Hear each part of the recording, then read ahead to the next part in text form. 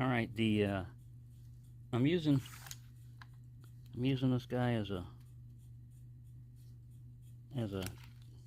USB device, and I just put one of these in there. It's an 18650 that I found in a battery pack, and it's sucking it down. The phone wasn't far away from charging. All right, there we go. It's down to 17%. When I first plugged this in, it was at 95% on this display here, and my phone was at 81%. Let me check and see what it's at 82% right now. So it dropped it down from 95% down to 17% rapidly. I mean, it was happening 95, 94, 93, 92, 91. You know, it was just sucking it down rapidly. And when it reached 17%, it stopped. I mean, you watched the very last of it. And what I'm doing is, if I'll pan out here or zoom out a little bit, I've got some different 18650 batteries. And because my phone, it's a Samsung, sucks up power, I mean, just sitting there, it has to be charged a lot. Well, I forgot that this thing can also act as a battery bank, but it gives me a display of the percentage of remaining power that's available. So I can see how this will react with a salvage battery from a throwaway battery pack, you know. I don't remember exactly what it was in, a metal detector or something like that. And then this one here is really bad. I've measured it before. It came out of a little portable, it's supposed to be a battery bank, you know, single battery bank that just has a port in there, and it has a little red light and a green light. And I think they were selling them for like $5 at a gas station. I didn't buy it, but a guy was trying to sell them at where I worked at one place, and he left, and one of these were remaining. And I tried it one time, and it didn't do very well, so I took it home and took it apart, and found this in there, and it's pretty pathetic. This is a workhorse one. I don't know what they're using on the inside as their battery, but it's pretty good. It's the rated capacity, usually get out of these. This is a Samsung 30Q. It's pretty good. It's 3,000 milliamps on it. Here's another Samsung. It's a 21700. It's a 50S. So it's got 5,000 milliamp capacity. And I like these. This is a Moly cell. It's the P28A. They have a B out now, I think. But anyways, this one's 2,800 milliamps. What I'm going to basically do, I don't have the microphone plugged in, so if it sounds odd, that's what's going on. What I'm going to do is test each one of these and then just look at the phone since I can plug it in. See, I'm still at 82%. It's not going any faster. I have my phone set up so that it doesn't overcharge the battery. So if it reaches 85%, it stops charging.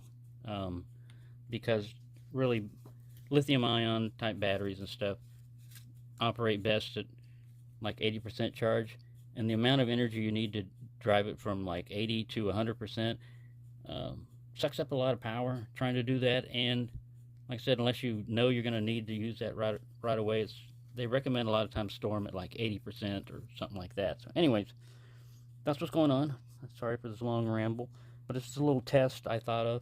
And, it's not super scientific. Don't worry about that and everything. My main thing was to talk about battery packs and power, like in e-bikes and in scooters and stuff like that, because looking at the reviews on the scooter that I've got, the 1-star reviews, some of them are pretty bad. Like, it's all about mobility for a lot of people, especially older people. And if you get down to where you have to, there were disabled people that they're like 4 miles away from a city or, a town, and they rely on their scooter to get back and forth, and it's broken on them, or, it just stopped, and they don't get good customer service and all that other stuff. I've had pretty good luck with mine, but it's all about the batteries, and that's where I've been risking it, because most people don't get anywhere near 20 miles on their battery, and sometimes it just stops. And with the amount of gear I've been packing and everything, you got to think about it. With a bicycle or an e-bike, you have pedals. You know, theoretically with the scooter, you can stand up on it like a kid and put one foot on the thing and push it. But you try that sometime. It's not easy with this thing, and the balance and everything. I'm more likely to wreck. I did sit on it and try to push along, but it doesn't do that much good, and it's just as tiring. It's easier just to stand up and walk it. But yeah, that's why you want to watch the amount of weight you're carrying and everything, because you may have to push. You may have to push it with a battery. But knowing that, um, how much does one of these batteries cost individually? A good battery, 18650. Well, depending on how many you buy and everything, but usually it's going to be at least like $6 or $7 a battery, and more like 10 or higher. How much? How much for one of these? Well, this is a rip-off one, so there's probably just a button cell battery in there or something like that, just enough to give it the voltage, but not anywhere near the capacity. And this one's lighter, you can just tell. They learned that trick a long time ago. As long as there's been a way of measuring devices, there's been a way of scamming it against people, like tip the thumb on the scale or substitute stuff. And so you usually have to go with reputable brands. But the problem is, this is a shrink wrap. And this is just typing, right? So anybody could copy this, and that has happened on good brands and everything. People will copy Samsung or Sony and stuff like that, and the only way you find out is when you actually go to use them, and that's the worst time. But yeah, I just recommend anytime you get batteries that you salvage out of a battery pack or whatever, to test them, to test their capacity, and if it has a low capacity, then I suspect them for a lot of things, because if for example, you rate this thing as 3,000 milliamp hours and it only gives you 183, I would never trust this name. Of course, it's a fake name, fake company or something. They don't have to worry about it. And everything else, you know, high rate discharge, no memory effect, short circuit overcharge and discharge protection. So it's like a protected battery. PCB life is around 10 years. It's green. Yeah, it's green. Do not throw in a fire or incinerate. Don't puncture, damage, or disassemble it. Yeah, we don't want you to take it apart because we don't want you to see what's in here. Don't knock the battery. Yeah, I just knocked it. Rechargeable battery with PCB. So, yeah, and that's another thing I was thinking about. I mean, I know lithium ion phosphate, lithium iron phosphate or whatever, lipos are a little bit less susceptible to fire. But think about lithium ion batteries. What can they not be exposed to? Water, extreme heat, and air. Man, those are like three main elements of the earth, right? Air, earth, water, and fire. We need to come out with something better. These things are fire hazards, just waiting to happen most of the time. The more reputable ones and the better built ones, fine. But I mean, still, ask any fire department what it takes to extinguish an electrical vehicle fire. How many gallons of water it takes to extinguish it. It's ridiculous. They need to find a way to. I mean, I know now they've got lithium ion fire extinguishers designed to attack the main thing. There's some chemicals that'll get in there and keep them from short circuiting and everything. And it's supposed to be safe and environmentally friendly, and you can use them in enclosed space and all that other stuff. But guess what? They probably cost a lot more than a regular ABC type fire extinguisher. But anyways, I'm getting off the point. The main thing is, you never know what you're going to get in a battery wrap, and the only way to test it is to take it apart. And a lot of times these things are spot welded. Like let's look at this one here. Spot welding is the best way to join these, because if you solder, that's too much heat to apply to a lithium ion battery. So they spot weld these together in packs, and they either make them in series or parallel. And I'm going to test one of these out. I think I've done it before, but I just wanted to see. It went from 95%. All right, let's put a moly cell in there. Now I'm going to do it. I'm going to let this phone discharge a little bit more. I'm going to do it when it gets down to like 80%, which won't take long with this phone, believe me. It's at 83% right now, and I've disconnected it. And we'll come back. We'll look at it, and I'll try this. I'm not going to put this 21700 in there. That was just an example.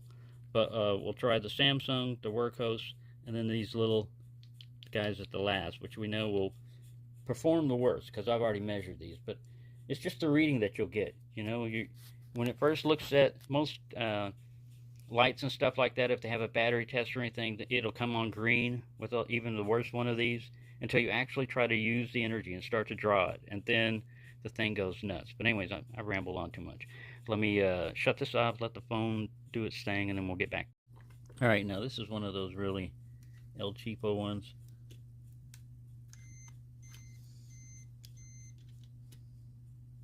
It's at 91%. Plugging into the phone. That's how this one's actually going down slower. It just stopped. That's it. Let me look at my phone. Yeah, it's not charging anymore. So it didn't take it long to kill that. I'll throw it back in there. 20%.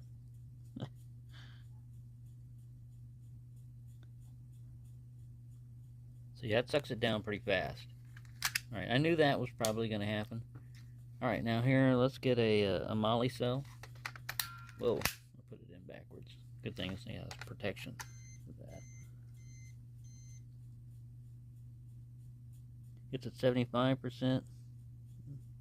It may be that I've never done this before. This is a good cell. So, this thing is set up that I could set 4 of them up there. But what I'm doing is I'm just drawing it. I think my phone has got maybe a 4,000 milliamp battery in it, but it is sucking up power a lot. I don't have the light going on the camera, but it's got an older battery in it. We'll try it with this one too, and this one, and then we'll put a 21700 in it just for giggles. But yeah, I'll run this down until it stops. All right, it's stabilized at 54%. And this phone is still charging. It's still at 71% of charge. When I first hooked it up, it was at 70% when I first started doing these other, little ones. I mean, this last one. So, this is probably the way it should act. We'll test it, with a workhorse. And we'll test it with a Samsung 30Q. Those are, probably pretty equivalent. And then this one here is just more of a capacity test, just to see how the different, instead of around 3,000 rated milliamps, we run 5,000 rated milliamps, just to see. But, like I said, I'll run a separate capacity test on this guy and see what it comes out with. These I knew were crap. Like I said, I knew these were crap and weren't going to do very good. This one is kind of unknown. I think I ran a test before and these were around 2,000 milliamps, which isn't bad, but it could be better, And these are really good batteries. All of these I have confidence with. Workhorse, Samsung, Molicel. I've used these, in flashlights and stuff and seen how they perform. These are ridiculous, like I said. And this is okay. I'm thinking as a battery pack, like what it was used in, but we'll see. Anyway, you can see it's no longer dropping. Let me look at my. I'm up at 72% on that, so I think that's far enough on this. Let's throw in another battery in here. All right, I'm gonna throw in a Workhorse 18650 at 3,000.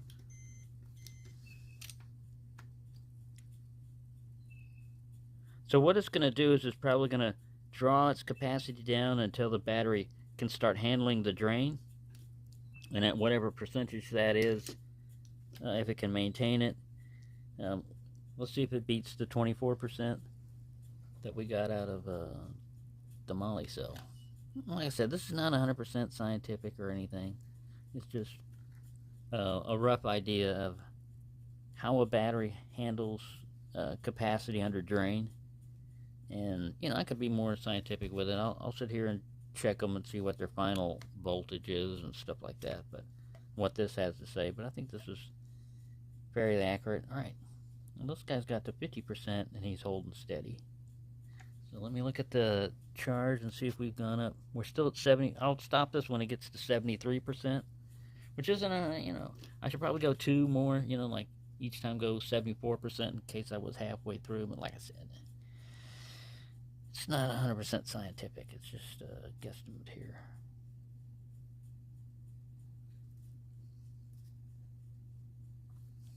I just keep checking the phone to look for. We're still at 72% charge. But yeah, it depends on the battery. And see, like I said, you can throw anything. You can throw anything in one of these as long as you got the can and you make the electrical connection. You could put a watch battery in there, like a button top battery in there. You could put sand in there. You could still do it, but not put as good a quality stuff in there. So I mean, it just won't handle. I mean, the better the quality material you put in, and the better it's assembled, the more it should be able to handle amps and drains and capacity and stuff like that. But it costs more money, of course, to make a good product than it does to make a cheap product. And until you test it, it could easily slightly undersell what a normal 18650 goes for, and put this rating on there, and it's nowhere near. It's nowhere near close it. It's lying on a huge scale. But by the time you detect it, it's too late. Now, companies have got a reputation. They're going to have to put up with repeat customers and stuff. They're not going to do that to you. They shouldn't, because they know sooner or later they're going to get found out. Hey, somebody is going to take it apart and find out, hey, you're lying. And then there goes your reputation. So, reputation has a lot to do with things in manufacturing. If you get a reputation for turning out crappy products and stuff, now, Chinese companies have a way of getting around that, They just change the name. Let's change the name on the label here. Call it C342R or whatever, some weird thing. And you buy them, and by the time you realize that it's not this, too late. They already got your money. And the amount of money that you saved is not worth it if you don't get what you were paying for, what you were expecting. If you're paying a discount price for a 3,000 milliamp battery, and you got one of these, yeah, you got to hope that you can get a refund because you got ripped off. All right, we tried this one. Let me see if we've gotten up to. We're at 73% on the charge. All right, this is a Samsung 30Q. I know for a fact these have been copied, but this one I bought from a reputable company, so this is not a copy. Let's see what it does. Right away, my charging thing came up. It said 73%. This one's dropping down. Let's see what it drops down to. Wow, 90%. So it's having no problem holding this. Now, like I said, I don't know how scientifically accurate this is or anything. It just gives you a rough idea. I'll let you know when this thing reaches 74. And for the last test, I'll throw in the 21700. And I think that'll conclude it because this is a really long video. I'll have to speed it up so I sound like a chipmunk, just to save file size. Yeah, that's pretty good, 90%. These are highly rated lithium-ion batteries, the Samsungs. They usually do pretty well in flashlights and stuff like that. Some of them give you higher milliamp hours, but they don't handle high drain as well. And then some handle high drain pretty well, but they don't give you as much. Anyway.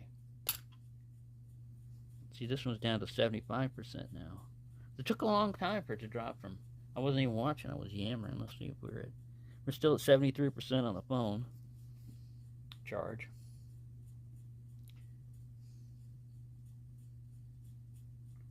But yeah, once you get these wrapped in another overwrap, if they've been spot welded and everything else, you have no idea what's in there. I mean, all you can do is go by weight or by reviews. And if it's a new company or if it's a new listing somewhere or a reseller, even the reseller may not know that it's junk, So, and then it depends on customer service and everything else. So like I said, I've learned a lot by looking at the 1-star reviews on a lot of companies. And yeah, there's always going to be, somebody got a crappy product and everything, but just look at the percentage and then read the reviews and see what they complain about, and you can get an idea.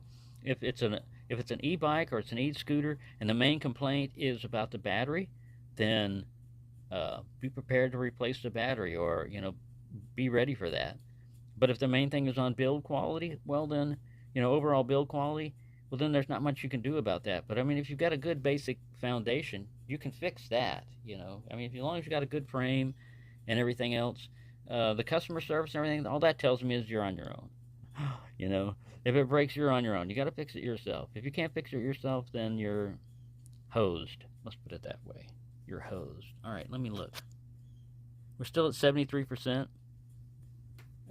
but it seems to have stabilized at 75% on this one. Again, I don't know what all this has to do scientifically, but you can see how different batteries handle current drain and stuff like that. And what I am keeping standard is this battery in this cell phone. It, like I said, it even just sitting still, nothing going on, it sucks up power. And it didn't completely used to be that way, but I think that's all right. We're at 74%. I think that's part of the built-in obsolescence. A lot of times is if a battery is required to operate the device, and they make it to where you cannot get in and replace the battery, well, then you have a built-in obsolete phone, right? So anyways, yeah, there we go. All right, last test. Let's throw this guy in. This one should handle, I would think he would handle, the light came on, it says 74%. I would think it would stay at a higher number here for longer. Instead of 75%, I would think it would be like maybe 80%. I don't know. We'll see. Could be wrong. Get down to 50%. Who knows? 82%. Well, pretty close. I said like 80%. Same manufacturer.